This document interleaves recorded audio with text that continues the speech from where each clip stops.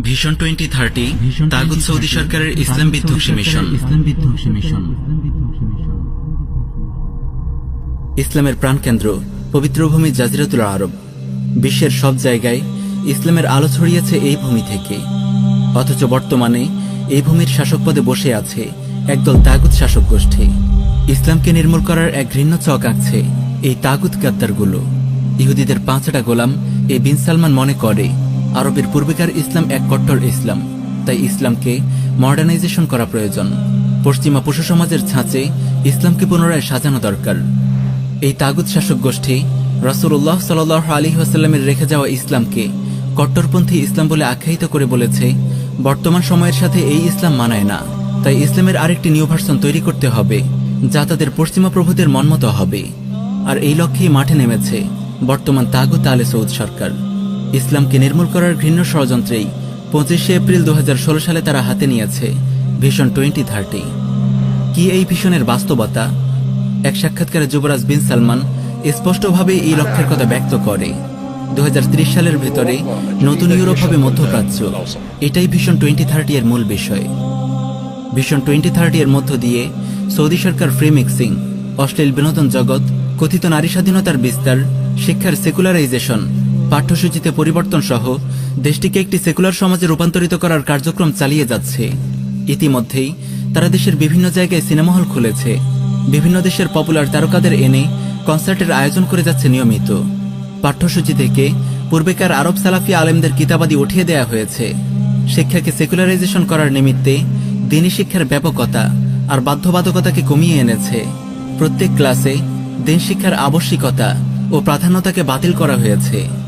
এমনকি টেক্সট বুকে হিন্দুদের রামায়ণ সংযুক্ত করার পরিকল্পনাও হাতে নিয়েছে তারা। তাওহীদের পবিত্র ভূমিতে তারা স্ট্যাচু অব লিবার্টি নামে মূর্তি নির্মাণ করেছে। বিচার ব্যবস্থায় হুদুদ সহ পারিবারিক কিছু আইনে সংস্কার আনার পরিকল্পনা করেছে সৌদি আইন মন্ত্রণালয়। আগে বাইরের ভ্রমণকারীদের জন্য আলাদা উপকূলীয় স্পট ছিল, যেখানে বিকিনি পরিধান, ফ্রি মিক্সিং, মদ্যপান ইত্যাদি অশ্লীল ও হারাম কাজ করার সুযোগ থাকত আগতদের জন্য। এখন সমস্ত সৌদিবাসীদের জন্য উপকূলীয় স্পটগুলোতে এসবের অনুমোদন দেয়া হয়েছে। সেকুলারিজম, এলজিবিটি ইত্যাদি পশ্চিমা চিন্তার বই একসময় নিষিদ্ধ ছিল। এবার রিয়াদের জাতীয় বইমেলাতে এসব বইয়ের প্রকাশ্য বিপণন করা হয়েছে।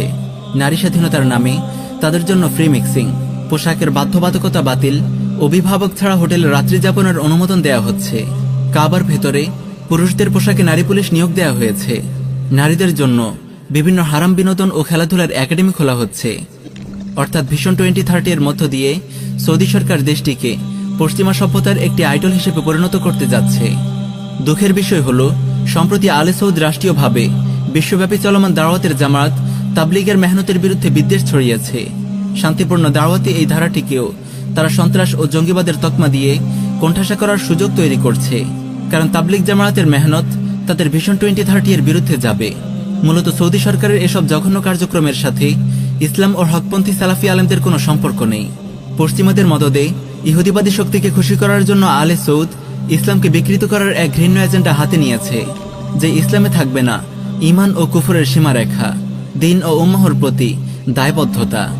একদিকে সৌদি সরকার তাদের অপকর্মের বিরুদ্ধে প্রতিবাদ জানানো আলেমদেরকে জেলে নির্যাতন করছে, অন্যদিকে দেশে দেশে তারা নিজেদের গুণগ্রাহী পেট্রোডলার লোভী শাইখদেরকে প্রতিপালন করছে, যারা ইসলামের জন্য নিষ্ঠার সাথে কাজ করে যাওয়া উম্মাহর বিভিন্ন জামায়াতের বিরুদ্ধে নিয়মিত কুফর, শিরক, খারেজি ও সন্ত্রাসের তকমা দিয়ে যায়।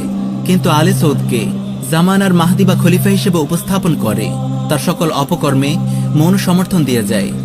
সূচনালগ্ন থেকেই এই দেশটি মুসলিম বিশ্বের সাথে গাদ্দারি করে আসছে। এই আলে সৌদি আমেরিকাকে আরবের বুকে ঘাঁটি কাটতে দিয়েছে, ফিলিস্তিনের বুকে অভিশপ্ত ইহুদিদের বসত গড়ার সুযোগ করে দিয়েছে, ইহুদি, খ্রিস্টান ও মুশরিকদেরকে মুসলিমদের পুণ্যভূমিতে ডেকে রাসূলুল্লাহ সাল্লাল্লাহু আলাইহি ওয়াসাল্লামের নির্দেশের বিরুদ্ধে বিদ্রোহ করেছে। প্রিয় ভিউয়ার্স, গাদ্দার আলে সৌদের হাতে আজকে মুসলিমদের প্রিয় ভূমিতে ইসলাম আঘাতপ্রাপ্ত হচ্ছে। আরবের বুক থেকে ইসলামের প্রকৃত রূপকে মুছে ফেলার পায়তারা চালানো হচ্ছে। আরবের মুসলিমদের মাঝে দিন দিন অশ্লীলতা ও দিনহীনতা বিস্তার করছে। প্রিয় এই ভূমিকে আবার তাগুত ও গাদ্দারদের থেকে পবিত্র করে আরবের সেই বিশুদ্ধতা ফিরিয়ে আনতে হবে। মহান আল্লাহ তাআলা আরবকে তাগুত ও গাদ্দারদের থেকে পবিত্র করুন এবং যোগ্য ইমামের হাতে তার ঘরের দায়িত্ব ফিরিয়ে দিন। আমিন ইয়া রাব্বাল আলামিন।